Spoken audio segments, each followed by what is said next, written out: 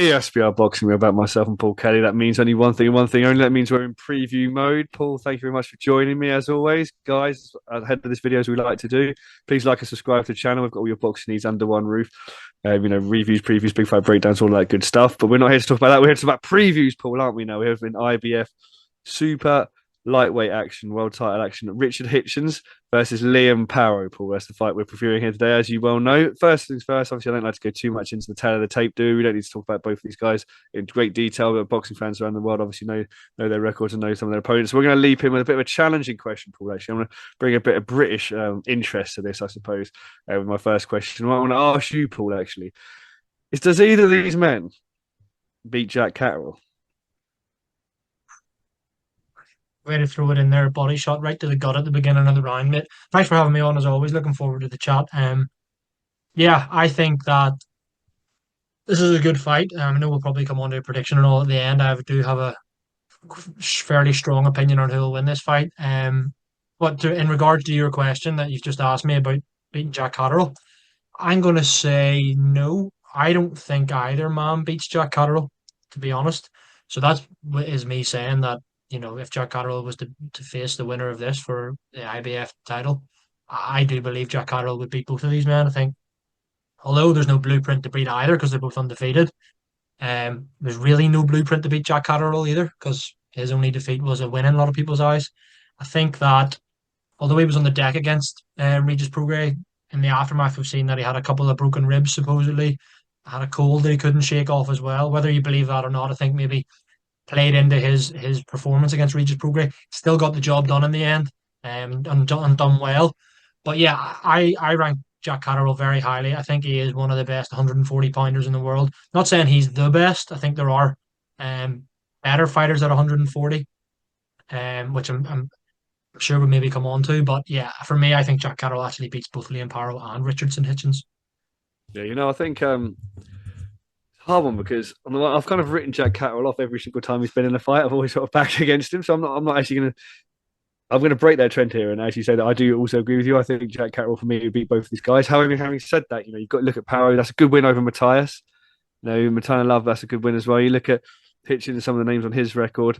Zepeda obviously stands out there as well. But then Jack Catterall, you look at that Catterall, those wins over Taylor. I say wins, I say it plural. Those wins over Taylor. And last time out against Reggie Prograis, I think Prograis, I thought it was going to be tighter than it was. I think Catterall looked good in that fight, even though he was injured as well. So yeah, I'd actually have Jack Catterall beating both of these guys on points. To be perfectly honest with you, I'm not going to lie. I think Hitchins doesn't necessarily have the power to hurt Catterall. The one that I think might give him a better fight would be Liam Paro.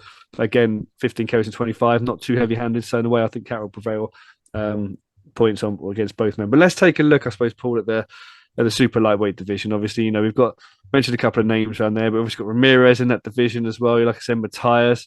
Tio Lopez obviously still apparently kicking around in that division as well. Where do you, I suppose, the landscape of that division, where do you rank both of these guys in the 140-pound division? Paul? Are they top five? Are they kind of, they're top 10? Where do you see them at the moment? Yeah, I think they're definitely both top 10.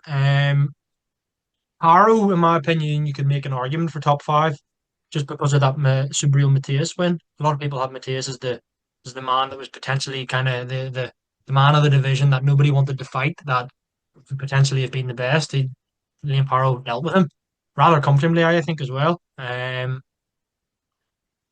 if you're considering, like you mentioned there, Teofimo Lopez, we all know that on his best days, Teofimo Lopez is quality, world class, elite.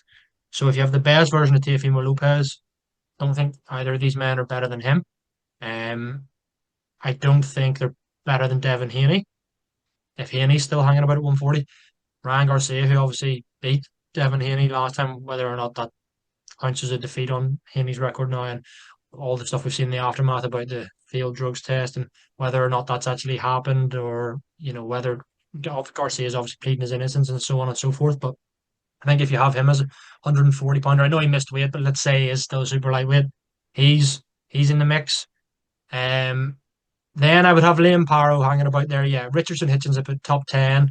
He obviously beat Jose Zepeda and then had that close fight with Gustavo Lemos last time out, but that's an okay win, but has not aged well at all after Keyshawn Davis knocked out Lemos in 2 rounds. So I think when you look at that, could you have Keyshawn Davis now above Richardson Hitchins potentially? I have Paro above Hitchins, both maybe just outside the top five, but I do have both in the top 10, mate. Yeah. Yeah, I think I can't necessarily add too much to that. I think I totally agree with you. I think you look at Teo Lopez on his day, again Garcia on his day as well, with like floating around the division as well. I'd have Catterall obviously above these guys, Ramirez as well. So I agree with you. I think Liam Paro for me is the higher ranked of the two. I think he's slightly better. He's impressed me a bit more when I've watched him. But again, I have both these guys top 10. And to be honest with you, what could prove to be a close fight, and it's going to be so close, Paul. We're now coming to predictions.